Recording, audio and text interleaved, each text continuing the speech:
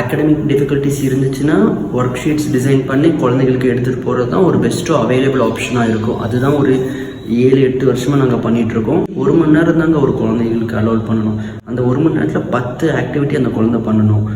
ஒரு அடிஷன், ஒரு சப்ராக்ஷன், ஒரு மல்டிப்ளிகேஷன், ஒரு காக்னேட்டிவ் ஸ்கில், ஒரு ஃபிசிக்கல் ஸ்கில், ஒரு ரீடிங், ஒரு ரைட்டிங், அப்புறம் வந்து லைக் மல்டிபிள் இன்டெலிஜென்ஸை டேப் பண்ணுற மாதிரி, கொஞ்ச நேரம் பேசுகிற மாதிரி ஒரு பெரிய ஒரு சிலபஸை வந்து 1 மணி நேரத்துக்கு டைல்யூட் பண்ணி எடுத்துகிட்டு போகணும். நம்ம வந்து ஒரே ஒரு சிலபஸ், இதில் ஒரே ஒரு விஷயம் இங்கிலீஷ் மட்டும் 1 மணி நேரம் நான் எடுத்துகிட்டு போனேன்னு வைங்களே, அது குழந்தைக்கு செட் ஆகாது. மேத்ஸ் மட்டும் நான் எடுத்துகிட்டு போனேன்னு வைங்களே, செட் ஆகாது. அதாவது கான்செப்ட் என்னென்னா, ஒரு சில ஆக்டிவிட்டியில் குழந்தைங்க ரொம்ப டம்பாக இருப்பாங்க, மந்தமாக இருப்பாங்க. ஒரு சில ஆக்டிவிட்டியில் ரொம்ப பிரிஸ்காக ஆக்டிவாக பண்ணுவாங்க. அந்த பிரிஸ்க்னஸ் எதில் இருக்குது, அந்த குழந்தைகளுக்கு அந்த ஆக்டிவ்னஸ் எதில் இருக்கோ அதை நான் பிடிச்சி டம்பாக இருக்கிற விஷயத்த நான் தூக்கி எடுத்துகிட்டு போகணும். இதுதான் வந்து கான்செப்ட்.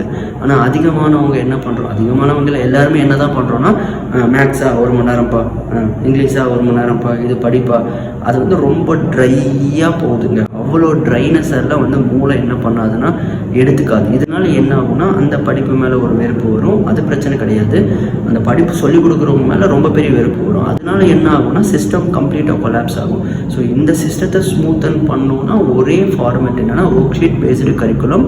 நிறைய விதமான டிஃப்ரெண்ட் டாஸ்க்கை வச்சுக்கிட்டு ஒர்க் ஷீட் டிசைன் பண்ணி எடுத்துகிட்டு போனோம்னா அது பக்காவாக ஆகும். அந்த வேலையை நாங்கள் பண்ணிக்கிட்டு இருக்கோம். மேபி ஹெல்ப் ஏதாவது வேணும்னா தயவு செஞ்சு எடுத்துக்கிறதுக்கு ட்ரை பண்ணுங்கள். We are here to help you.